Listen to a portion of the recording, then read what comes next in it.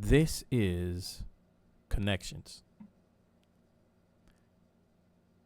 Today, I would like to talk to you about what's going on behind the curtain.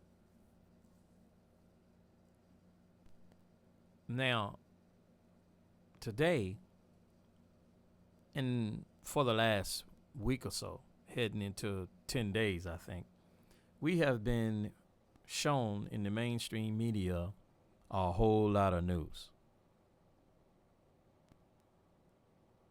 We've been shown the horrible death of George Floyd by a cop that should have been thrown off the force many years ago. We were shown the riots and the protest, burning buildings, people killed on social media. Don't know why that didn't get blocked, but that's what we saw. We saw acts of violence on police officers. We saw police officers making mistakes and using lethal force in a way they shouldn't have. We saw racial tensions like we haven't seen on television and the internet since the 60s when I was born. And we've seen men who historically take advantage of racial conflicts pop up like Jack in the Box. We've seen that. But I want to show you something that has been happening behind the scenes that you haven't seen. And it's a shame you haven't seen it because it's about one of the biggest attempted coup takedowns in U.S. history. It's nothing. Watergate couldn't compare to what this is. And now we're about to see it from behind the curtain. What is that? Last week, 50 Obama holdovers were subpoenaed by the Senate. Look at this Washington Times headline. Senate approves subpoenas of Obama officials in Russian collusion probe. 50 of them. Wow. These are the same guys who for 3 years had us believing that our elected president was a Russian spy. That he colluded with the Russians, that he was working with the Russians to take down our government. And they told us, people like Adam Schiff told us day after day after day on every major network that he could get on, that he had 100% evidence of President Trump colluding with the Russians. And they propped up a dossier, which they said had all the proof in it.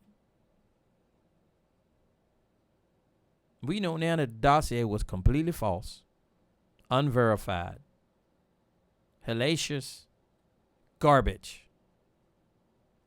And they used that thing to go to the FISA court to get the permission to spy on American citizens. George Papadopoulos and Carter Page. Along with the FBI installing spies in the Trump administration. And to top it all off, putting Michael Flynn in a position where he had to plead guilty for charges that hadn't been assessed on somebody since almost at the beginning of our country, the Logan Act. Well, basically, they threatened his family and his son if he didn't. That will come out later. But these guys right here, the three you see here, represent the whole mess they were at the top of the food chain trying to take down a duly elected president. All three of them liars and leakers. All three of them animus against the president. Hatred towards him. And they're all going to get their day. Now, the hunters become the hunted. And what was happening behind the curtain is now going to be in front of the curtain. When the Bible talks about everything in the darkness will be exposed. When the Bible said a man who digs a pit for another will surely fall into it. When the Bible talks about God is not mocked, every man reaps what he sows. It's coming back around to these fellas. And then we will see, not only with them, but we will see what the past administration was doing to our country. And is still trying to do to our country. How they never really left control of the country. It is being yanked away from them by the present administration and the president. You have to make the connection. Who is the enemy using? Who is the enemy influencing and getting to do things that are detrimental to us as a nation? Detrimental to the Constitution of our forefathers